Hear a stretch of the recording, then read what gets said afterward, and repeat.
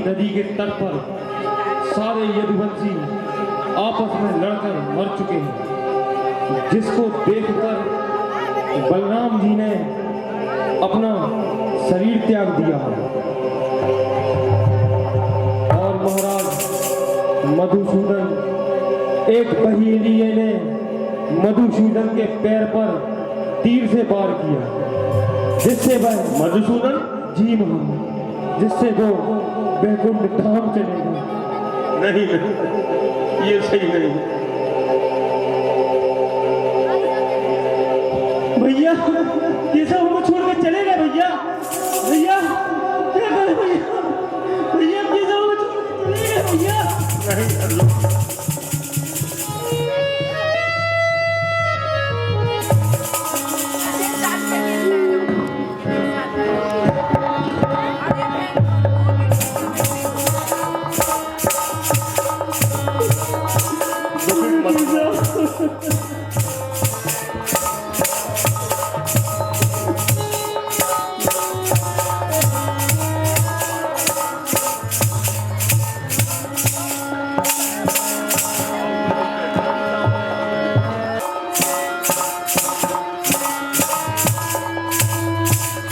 अब हमें पारिषद को राज देके वन की ओर प्रस्थान करना चाहिए।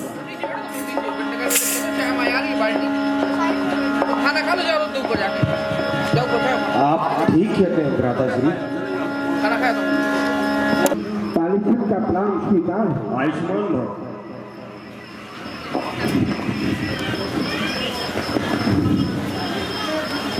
हे पुत्र, अब हम लोग वानप्रस्थ के लिए गमन कर रहे हैं, इसलिए आज से राजपाट आपको संभालना है। जो आपका पिताश्री।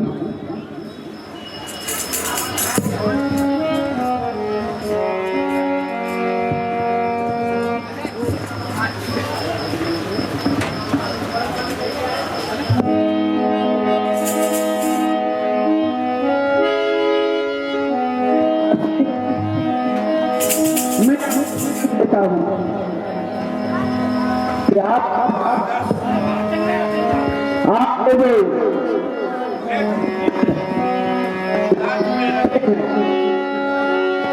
मूल्यों का अपने अक्षर इसके लिए मैं अपने जीवन की आहुति दे दूं।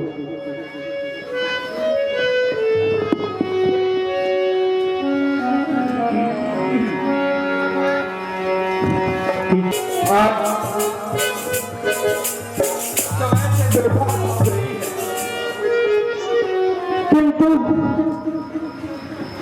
कोई भी शिकार आज मेरे सामने नहीं आया है और मैं प्यास से व्याकुल हूं। कहीं पानी का कोई स्रोत भी नहीं दिख रहा है। हे प्रभु, आज ये कैसी परीक्षा है? कहीं पानी का स्रोत दिख जाए। मैं बहुत व्याकुल हूँ पानी से।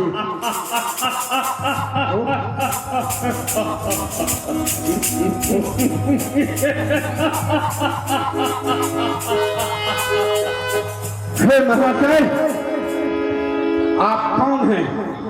राजा पारिषद के सामने आने वाले, इस तरीके से परिहास अट्टहास करने वाले आप कौन हैं?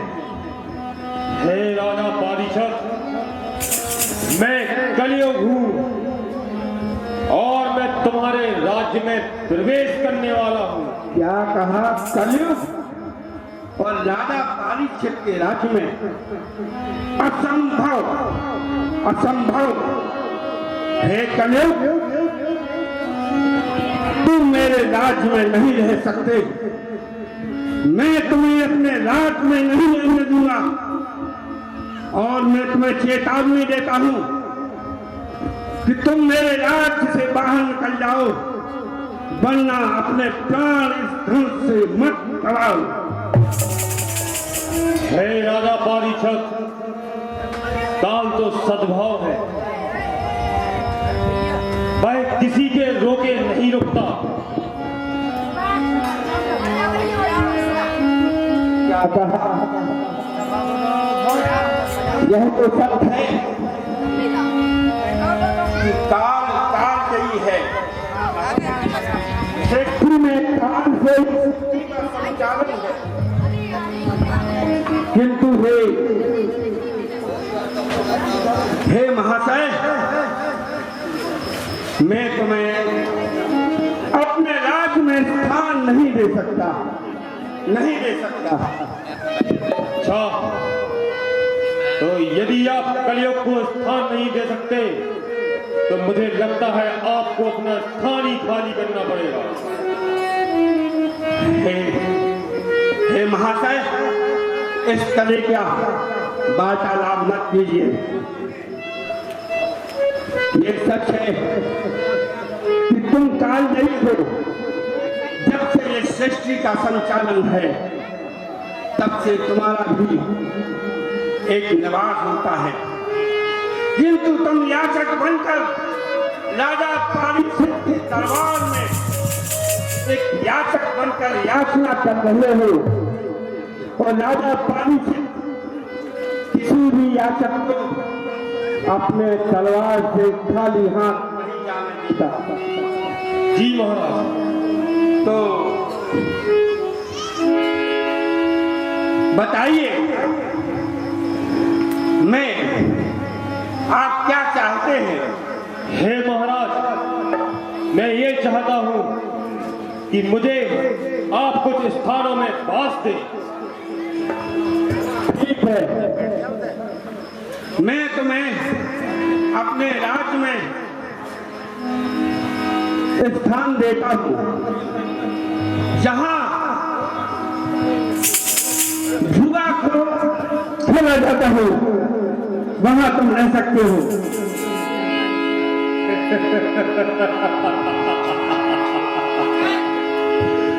जहां वेश्या गमन की स्थिति होती है, वहां तुम रह सकते हो। और जहां पाप का पाप स्तर रहता है, जहां पाप विराजता है, जहां अन्याय होता है, वहां भी तुम रह सकते हो। हे महाराज, ये सभी स्थान तो सीमित है, मुझे कोई एक और स्थान प्रदान करें। और स्थान ठीक है, मैं तुम्हें सोने में स्थान देता हूं, जहां सोना हो, सोने के आभूषण हो, उसमें तुम्हें स्थान देता हूं। ठीक है महाराज, मुझे लगता है राजा परीक्षित ये भूल ही गए कि उनका मुकुट भी सोने का ही है। बड़ी कृपा है महाराज आपकी, बड़ी कृपा है। ये मेरे सिर पर इस तरीके का वजन आ गया है। ओह ओह, राजा परीक्षित बहुत समय से व्याकुल है पानी के लिए, और कहीं पानी का स्रोत नहीं दिख रहा है। देखता हूं कहीं जल का स्रोत मिल जाए। हे विधाता, आज की एक ऐसी मनहूस घड़ी आपने दी है। हे विधाता, और कलयुग ने अपना पांव जमा दिया। सोने पर वास करने के लिए राजा परीक्षित ने कोई शिकार नहीं मिला, किंतु ये कलयुग मिला, और कलयुग हमारे राज्य में प्रवेश करने के लिए स्थान चाहा और मैंने दिया। हे प्रभु, अब तेरे ही ऊपर सारा कुछ। कि कलयुग बैठा मार कुंडली, जाऊं तो मैं कहाँ जाऊं, अब हर घर में रामन बैठा, इतने राम कहाँ से लाऊं। बहुत व्याकुल हूँ पानी से, कहीं पानी नहीं मिल रहा। हे प्रभु, कहीं पानी का स्रोत दिखला दीजिए। व्याकुल हूँ पानी से, बहुत प्यासा हूँ। अब मेरे कदम आगे नहीं बढ़ रहे हैं, क्या करूँ प्रभु? बहुत व्याकुल हूँ पानी से, बहुत व्याकुल हूँ। कलयुग बैठा मारी कुंडली, जाऊं तो मैं कहाँ जाऊं, अब हर घर में रामन बैठा, इतने राम कहाँ से लाऊं। हे प्रभु, तुमने परीक्षित की आवाज को सुन लिया, परीक्षित के विनय को सुन लिया। ये कुटिया, ये किसी ऋषि महात्मा की कुटिया में लग गई, और मैं अपने पानी की से व्याकुल हूँ, तो मैं अपनी प्यास बुझाऊंगा। मुझे चलना चाहिए महाराज जी के पास।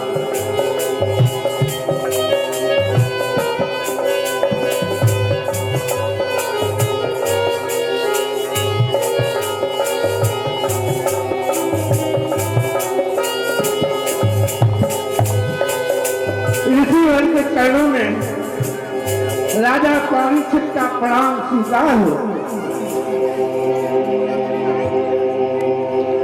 हे ऋषिगण, आंखें खोलिए। राजा परीक्षित पानी के तरह व्याकुल है और लगता है पानी के कारण मेरे प्राण पखेरु हो जाएंगे महाराज। इसलिए हे महाराज, आंखें खोलिए और मेरी प्यास की सदा को बुझाइए प्रभु।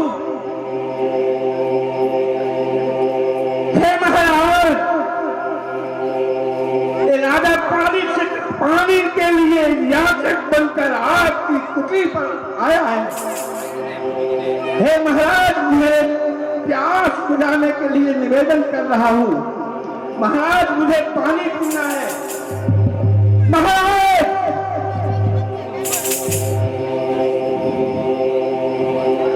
महाराज, पानी से व्याकुल है, पानी के लिए। महाराज उठिए, महाराज उठिए।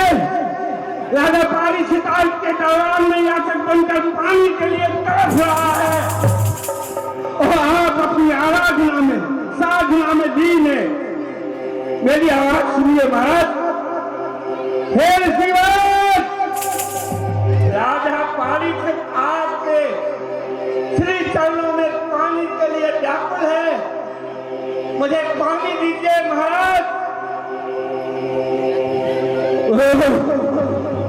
राजा परीक्षित पानी के लिए व्याकुल और ये अहंकारी ऋषि राजा की बातों को दरकिनार कर रहा है, अनसुनी कर रहा है। जानता नहीं राजा परीक्षित के क्रोध को, जानता नहीं राजा परीक्षित की राज की सीमा को, जानता नहीं राजा परीक्षित के प्रताप को। हे राजा, हे ऋषि वाले राजा, तुमसे अंतिम बार कहता है, आंखें खोलो, मुझे पानी पिलाने के लिए दीजिए। और नहीं सुनता है। ए अहंकारी घमंडी ऋषि, राजा परीक्षित की बातों को दरकिनार करते हुए मेरे अभिमान को चूर कर रहा है। ओह, क्या करूं?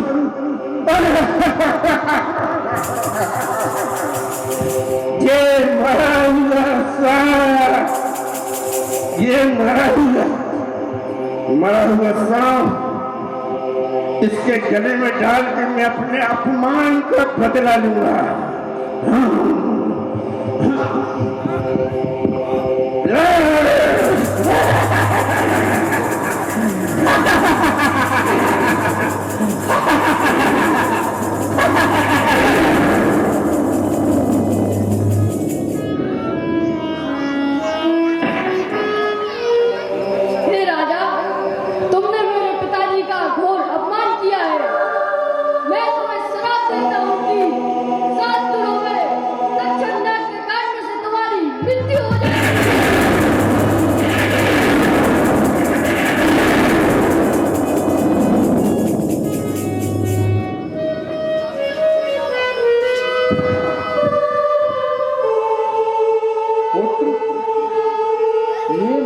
गले में मृग सर्प और ध्यान में मग्न होने के पश्चात मैंने यहाँ बहुत कोलाहल सुना। तुम किसको श्राप दे रहे थे पुत्र? मैं राजा पारिचत को श्राप दे रहा था। ओह, हे प्रभु आपकी लीला। हे पुत्र, तुमने जाने अनजाने में एक महान प्रतापी राजा को श्राप दे दिया। इसमें स्वयं हमारी गलती है। हमें तुम्हें इतना अत्यधिक बल नहीं प्रदान करना चाहिए था। हे पुत्र, वह राजा पारिचत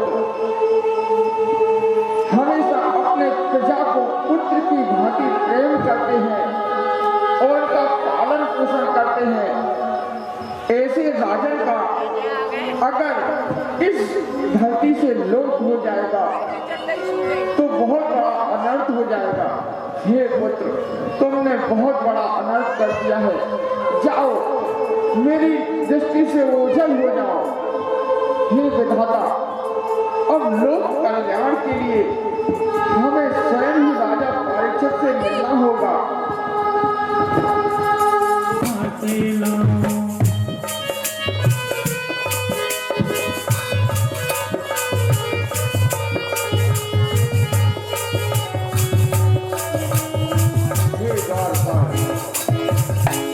जाओ, अपने शीघ्र राजन को सूचित करो कि द्वार पर मिलने उनसे ऋषि समीप आए हैं।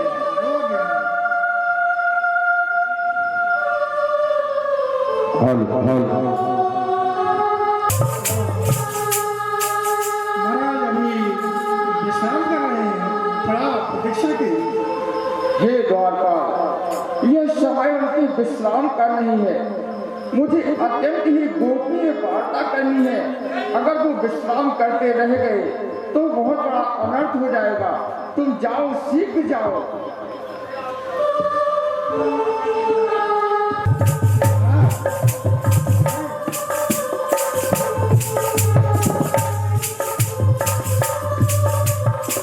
हे राजा पारिचत,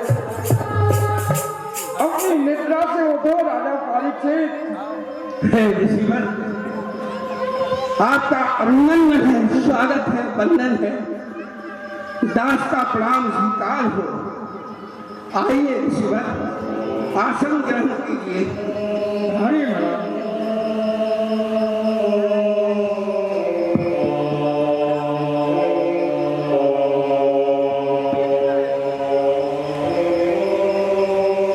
हे ऋषिवर,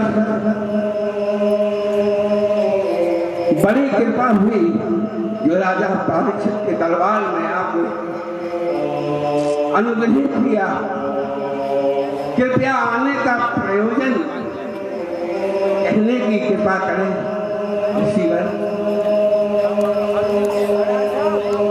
हे राजन, तुम्हारे आदर सत्कार को देखकर मेरा हृदय अत्यंत द्रवित हो गया है।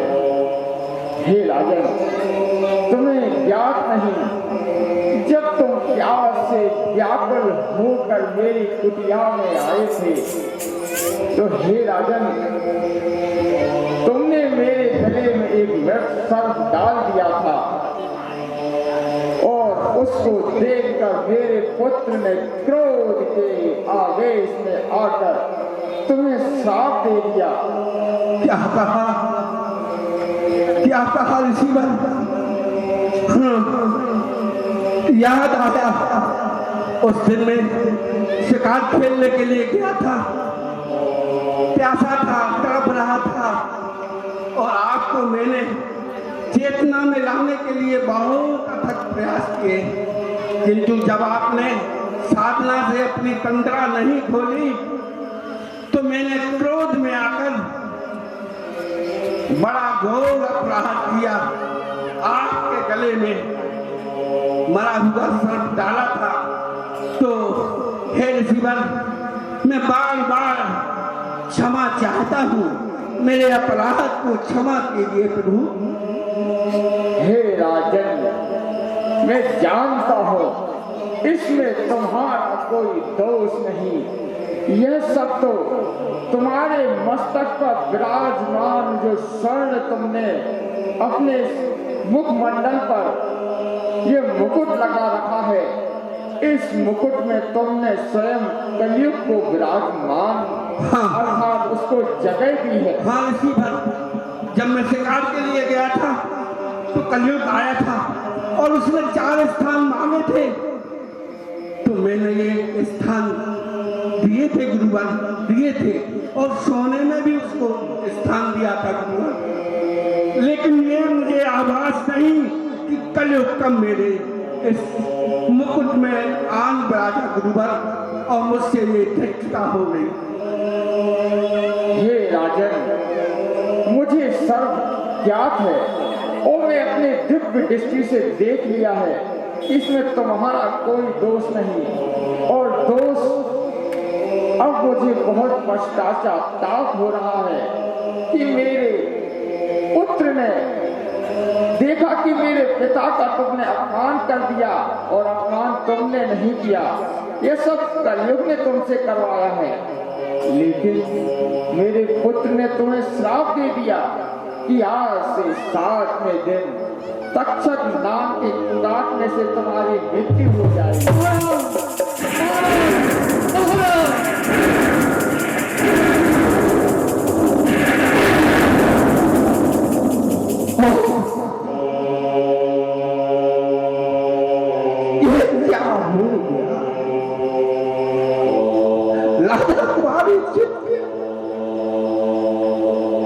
राजा परीक्षित के हाथों से कितना घोर अपराध हो गया गुरुवर, घोर अपराध। और 7वें दिन तक्षक नाम से मेरी मृत्यु। गुरुवर 7वें दिन मेरी मृत्यु तक्षक नाम है। गुरुवर कोई रास्ता बताइए, क्या करूं मैं, क्या करूं, क्या करूं, क्या करूं? हे राजन, अगर ये सब मुझसे होता तो लोक कल्याण के लिए तुम्हारा पाप मैं स्वयं अपने मस्तक पर ले लेता, परंतु यह सब विधि का विधान है।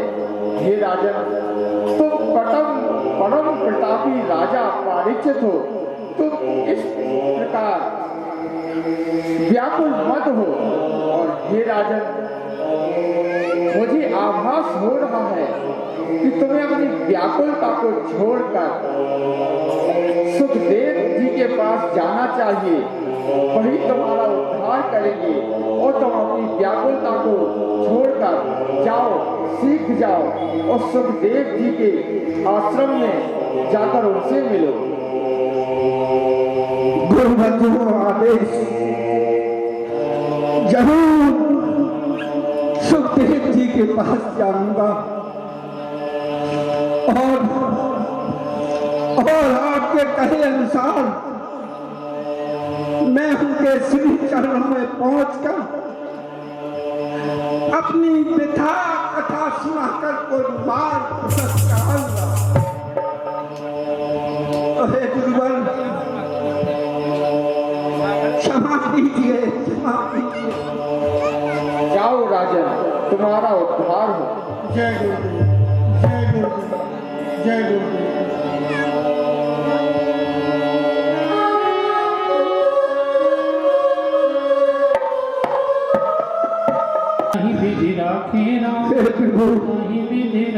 शायद तुमने मेरी किस्मत में यही लिखा था, काटने से 7वें दिन मेरी मृत्यु। क्या होगा मेरे राज्य का, क्या होगा मेरे परिवार का? हे प्रभु, क्या हो गया? हे राजा, क्या हो गया राज्य? गुरुदेव की आज्ञा का पालन कर दूं, सुखदेव के पास मिला भी चाहिए, वही अपना कल्याण हो। कुछ समझ में नहीं आता, कुछ समझ में नहीं आता प्रभु। कुछ समझ में नहीं आता क्या करूं। हे राजा धैर्य रखिए धैर्य। तिटारी नाही तरे रे करम गति तारी नाही तरे करम गति तारी नाही तरे। मेरे राजा की रक्षा करो। तारी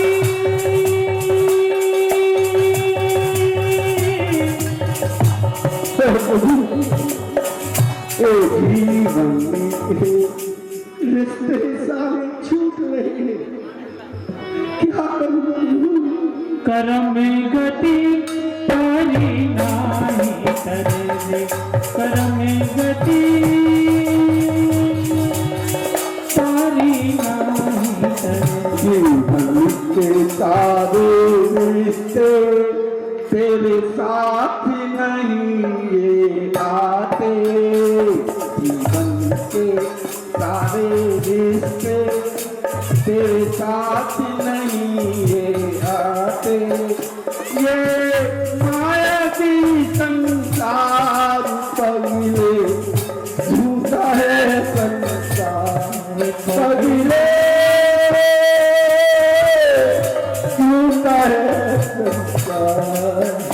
इस जग के रिश्ते नाते तेरे साथ नहीं आते।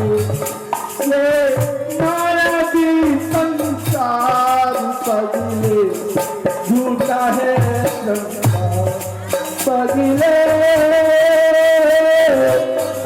झूठा है संसार। हे राजा अधीर न हो, सावधानी जीवन में अच्छा ठीक है। हे राजा मंत्री ये अपराध हो गया मुझसे और मेरा सिंहासन मेरा जीवन साथ न रह गया साथ पगले झूठा है संसार पगले झूठा है संसार। इस जग के रिश्ते नाते तेरे साथ नहीं ये आते। ये माया की संसार पगले झूठा है संसार पगले झूठा है संसार पगले झूठा है। हे राजा अधीर न हो।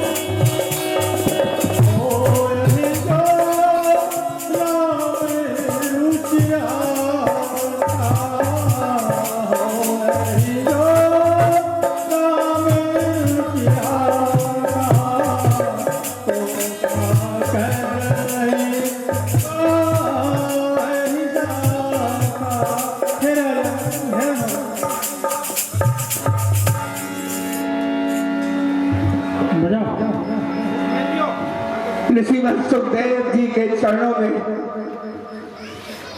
राजा परीक्षित का प्रणाम स्वीकार होते हुए हे ऋषिवर इस दास का प्रणाम स्वीकार करें।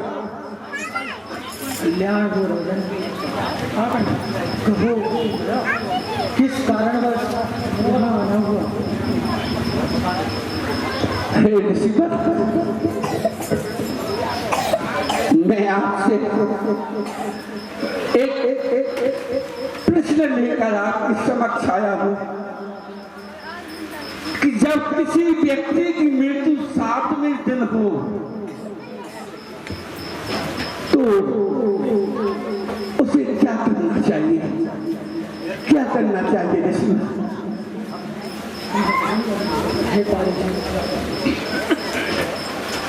आप लोग कोई जाए ना, बैठ जाए, बिना प्रसाद के नहीं जाएगा कोई। तुमने 10 मिनट लगेगा, हम प्रसाद पा के जाए अंदर मंदिर में, भंडारा है। इसमें लोग छिपा हुआ है। वैसे तो वास्तव में सभी मनुष्य मृत्यु के ही खड़े होते हैं, परंतु वह ये नहीं जानते। अब हे राजन, प्रश्न किया है उसका उत्तर सुनो। हे राजा, जब मनुष्य के निकट उसकी मृत्यु हो तो उसे घबराना नहीं चाहिए, अपनी जान रूपी तलवार से उसका हनन करना चाहिए। जी गुरुदेव। और हे राजन,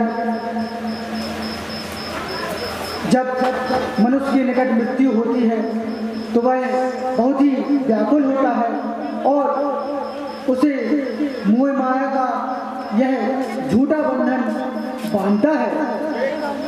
उस क्षण मनुष्य को सिर्फ भगवान श्री कृष्ण के चरणों की वंदना करनी चाहिए, जिससे इस मृतलोक से उसका उद्धार हो।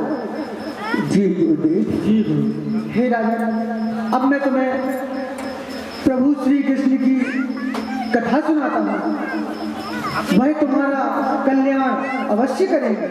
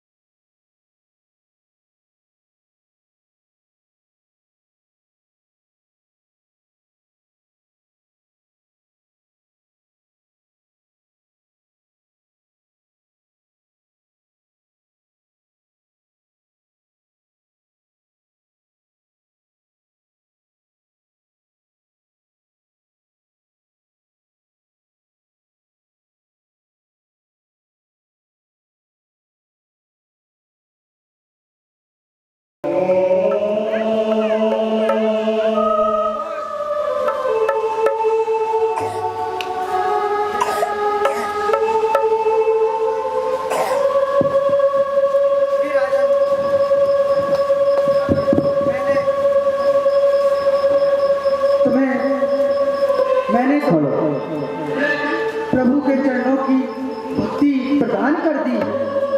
अब हे राजन, यदि ईश्वर इच्छा हुई तो तुम्हें सदगति अवश्य प्राप्त होगी। अब तुम अपने घर लौट जाओ। जो हल्ला गुरुवर, गति और मति गुरुवर, यही तो जीवन के दो भाव है। गति यदि उत्तम होती है तो जीवन भी उत्तम होता है गुरुवर। मति यदि विक्षिप्त होती है तो जीवन का विनाश होता है। हे गुरुवर, आपने जो मुझे ज्ञान दिया, इस ज्ञान के माध्यम से मैं अपने शोक को, अपने भय को दूर करके अपने राज में जाऊंगा प्रभु। अब मुझे जाने की आज्ञा दीजिए गुरुवर। जय गुरु, जय गुरु,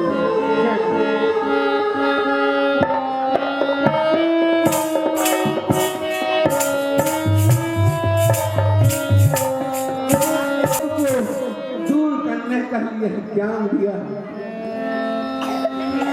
किंतु मैं घर जाकर महारानी से कैसे कहूंगा कि मुझसे धिक्कता हुई, मुझसे बहुत बड़ी गलती हुई, जिसके कारण तक्षक नाम से साथ में थे मेरी मृत्यु सुरक्षित है। क्या कहूंगा फिर से, कुछ समझ में नहीं आता। हे प्रभु, एक दिन जन्मों के पापों को आना पानी भोगना पड़ रहा है। मैं घर जाके क्या करूंगा, कैसे करूंगा?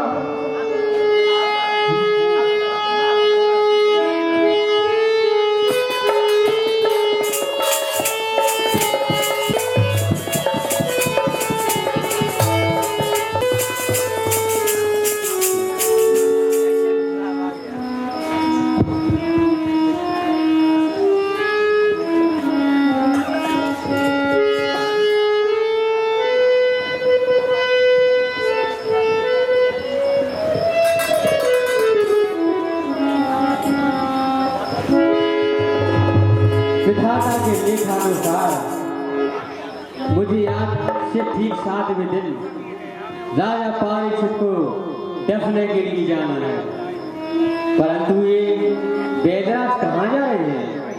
सुना है इनकी आंखों में बड़ी दिव्य दृष्टि है, तो इनका परीक्षण करना चाहिए।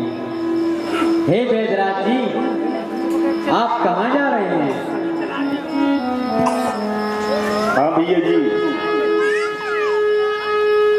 आज राजा परीक्षित के मृत्यु का विधि विधान जो है तक्षक नाग के काटने से हुआ है। मेरी आंखों में वो तेज है कि मैं तक्षक नाग का विफल कर लूंगा। आपकी आंखों में इतना तेज है कि आप तक्षक जैसे नाग के विष को भी पराजित कर सकते हैं। हाँ भैया। तो हे वेदराज, मुझे इसका प्रमाण देखना है। मैं ही तक्षक नाग।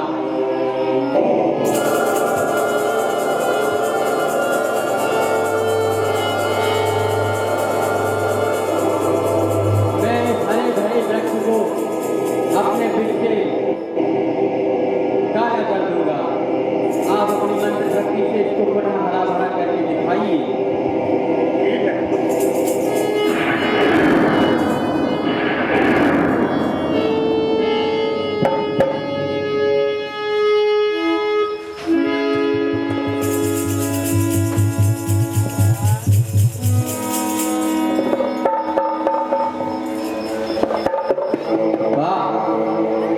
चमत्कार, सचमुच वेदराज की आंखों राह में तो बड़ा तेज है। यदि विधाता के लेख में ये बाधा बने तो फिर विधाता का लेख कैसे पे पूरा होगा? जो विधि का विधान है वो कैसे पूरा होगा? इसका मुझे कोई ना कोई उपाय तो सोचना पड़ेगा।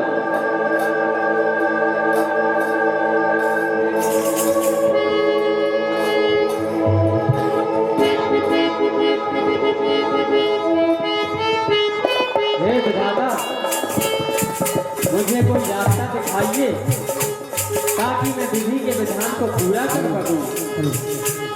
इस प्रकार धनवंतरी जैसे दैत्य होते हुए तो मैं कभी राजा पारीक्षित को नहीं काट पाऊंगा। अब तो प्रभु आप ही कोई रास्ता दिखाएं ताकि मैं राजा पारीक्षित को काट के विधि के विधान को पूरा करूं।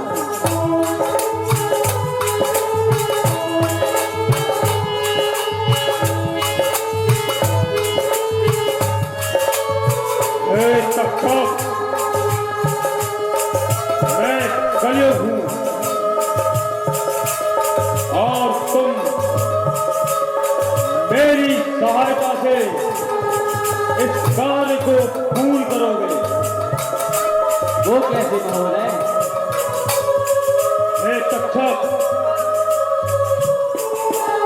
तुम एक कार्य करो कि तुम एक सोने की घुटान बन जाओ, क्योंकि सोने में मेरा वास है और मैं तुम्हारे साथ मिलकर उस बैठ का काम तमाम कर दूंगा। समझ गया। दैत्य के मन में लोभ और लालच तो है ही, उसी से उसका विनाश होगा। ठीक है, धन्यवाद महोदय। ठीक है तक्षक, अब मैं जाता हूं।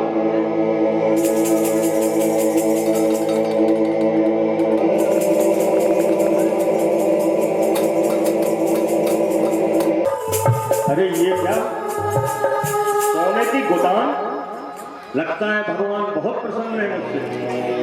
चलो, बहुत अच्छा।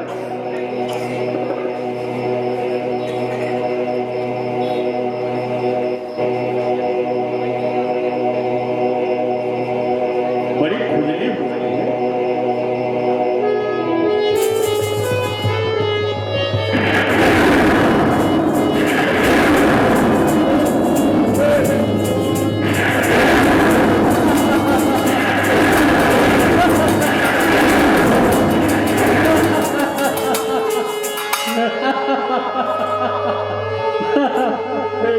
वेदराज, अब कहाँ गया तुम्हारी आंखों का तेज?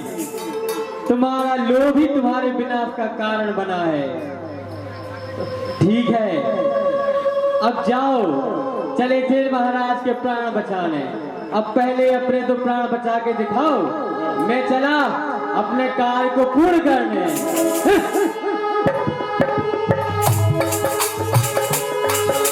बदनामी से कैसे कहूँगा? हे प्रभु, आज मुझे किन जन्मों का यह पाप भोगना पड़ रहा है। मेरे जन्मों,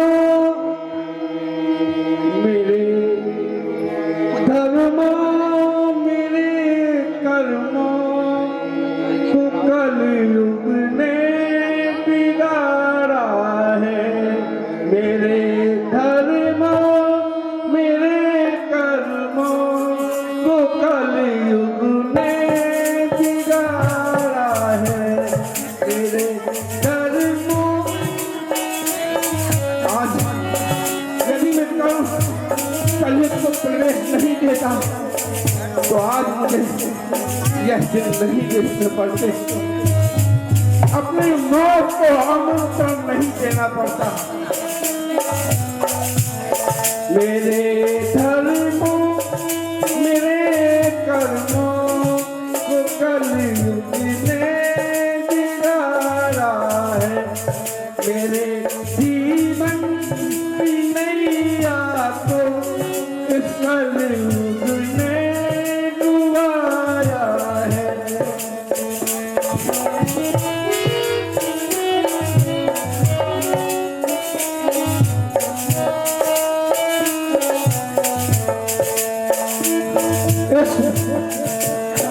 इस कलयुग ने मेरी रात का मेरी सारी सीमाओं में, यहाँ तक कि मेरे जीवन की सीमा में भी प्रवेश कर मुझे 7 दिन की जीवन की सीमा में घेर दिया है और तक्षक नाम के काटने से मेरी मृत्यु है।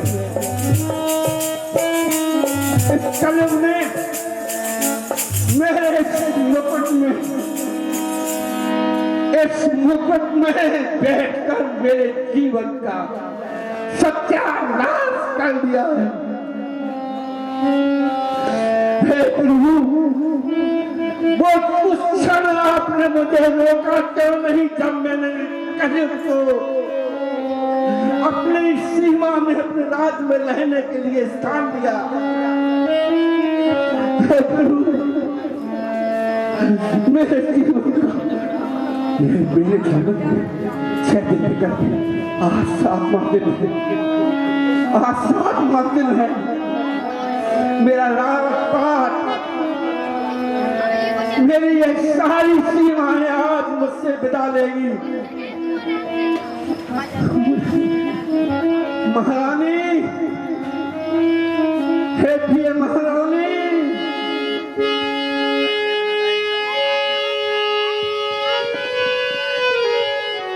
महाराज को किसी मुनि बालक ने श्राप दे दिया है। मुझे इसी क्षण महाराज के पास चलना चाहिए।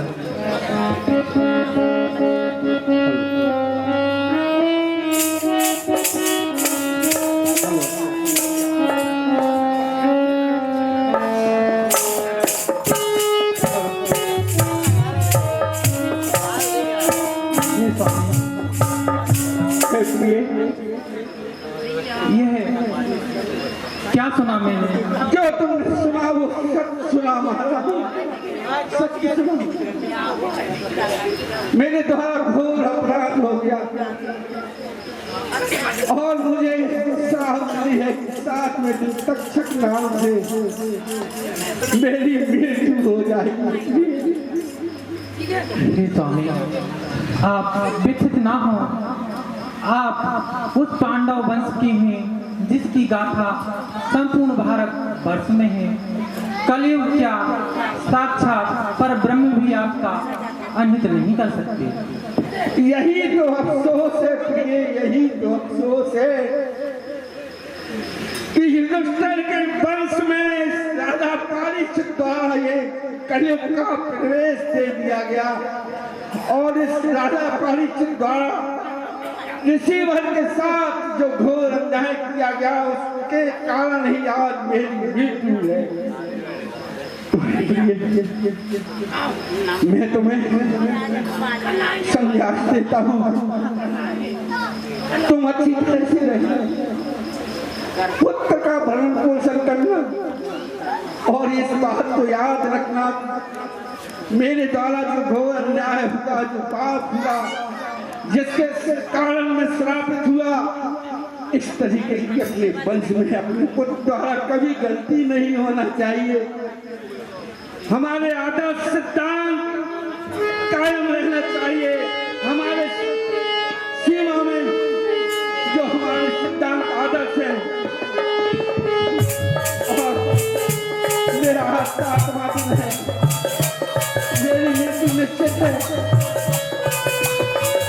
तो मुझे तक्षक नाम के स्वागत के लिए दीप रखना चाहिए, दूध के दीप ढलना चाहिए। ये हमारे राज की परंपरा है। तो कोई भी आए मेरे दरबार में उसका स्वागत होना चाहिए, चाहे वो मौत हो, चाहे मेरा अतिथि हो, दूध के दिए रखना चाहिए। तक्षक नाम आज आए तो आज मेरी मौत भी है। समझ में नहीं आता, कभी ज्ञान जागता है, कभी दुख जागता है, कैसे धीर धरूं, कैसे धीर धरूं प्रभु।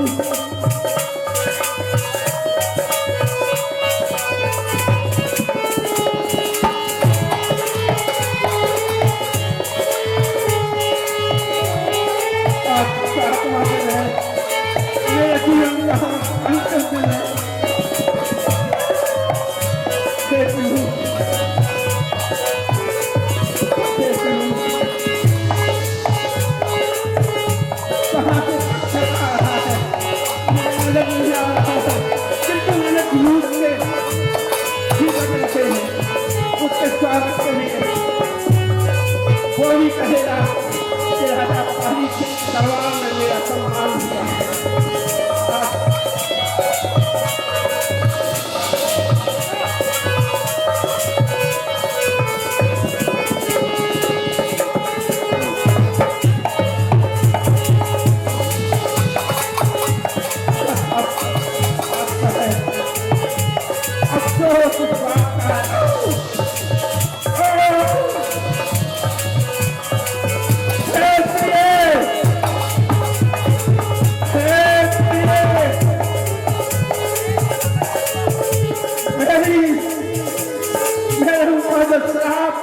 पूरी हुई तक्षक नाह ने मुझे डस लिया। प्रिय कहाँ हो प्रिय? हे प्रिय कहाँ हो? राजमहल से बाहर आओ। मेरे पास बहुत कम समय है। फिर तो हमें बहुत कम समय है। प्रिय मुझे तक्षक नाम ने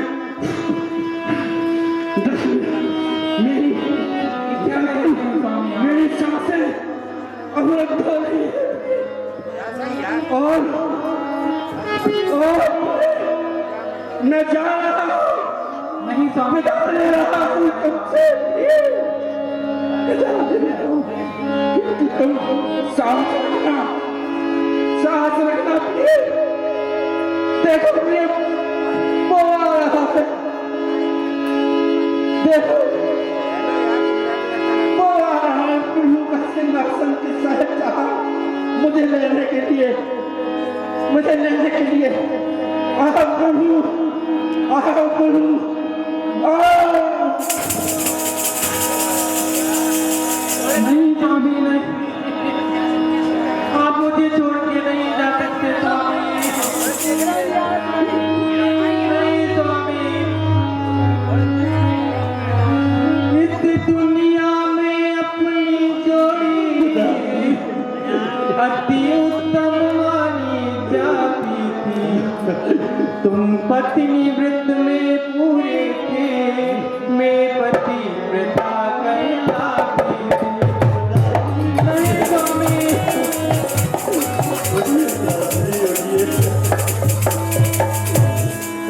अब उस दुनिया में भी प्रियतम यही आदर्श निभाने को आएगी तुम्हारी अर्धांगिनी, पति पत्नी धर्म निभाने को।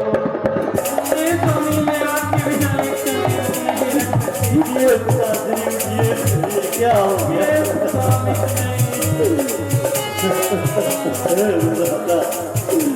ये क्या हो गया? ये स्वामी ये क्या हो गया? ये तक्षक नाम जिस प्रकार तूने निर्दोष होते हुए मेरे स्वामी को डसा है, उसी प्रकार मैं तुझे भी श्राप देती हूँ कि तेरी कुल की महिलाएं अपने बच्चों को जन्म देते ही उन्हें खा जाएंगी। ये स्वामी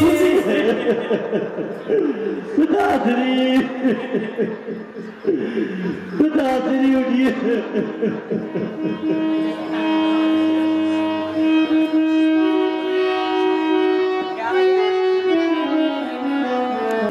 जिस तक्षक नाग ने मेरे पिता की जीवन लीला समाप्त की, मैं उसका इस ब्रह्मांड से समाप्त कर दूंगा।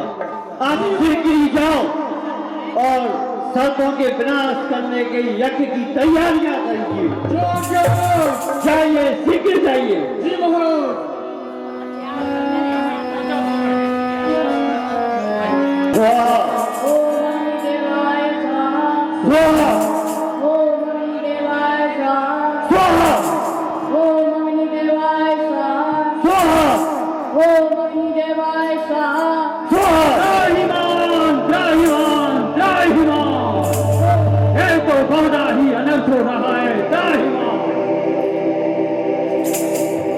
हे महाराज, हे गुरुदेव, आप यहाँ पर? हे राजन, क्या तुम नहीं जानते कि यह तुम्हारे द्वारा बहुत बड़ा अपराध हो रहा है। इस यज्ञ से सारी सर्प जाति का विनाश हो जाएगा और यहां तक कि तुम्हें ज्ञात नहीं है कि तक्षक सर्प के साथ में इंद्र का इंद्रासन भी खिंचा चला आ रहा है और सब कुछ विनाश हो जाएगा। हे महाराज, हे महात्मा, आपको तो सब ज्ञात है क्यों तक्षकनाग ने मेरे पिताश्री की जीवन लीला समाप्त की। क्या तुम नहीं जानते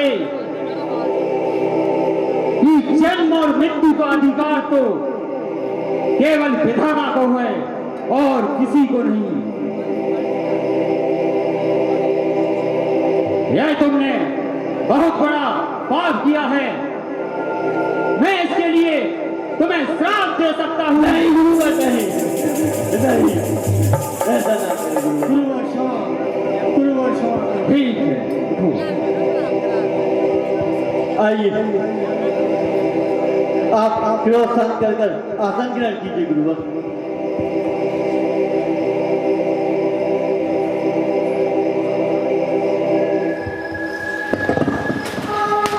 जय गुरुदेव।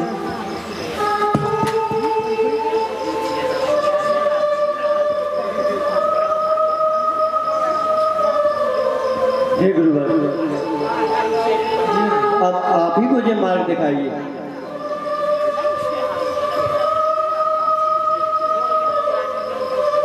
हे राजन,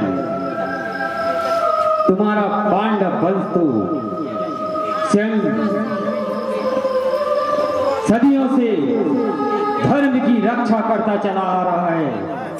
इसलिए हे राजन, यही तुम्हारा कर्तव्य है कि तुम सदा ऋषि मुनि सभी की रक्षा करो, प्रजा की रक्षा करो। यही तुम्हारा सबसे बड़ा धर्म है। जय गुरुदेव, जय गुरुदेव। जो गुरुवर।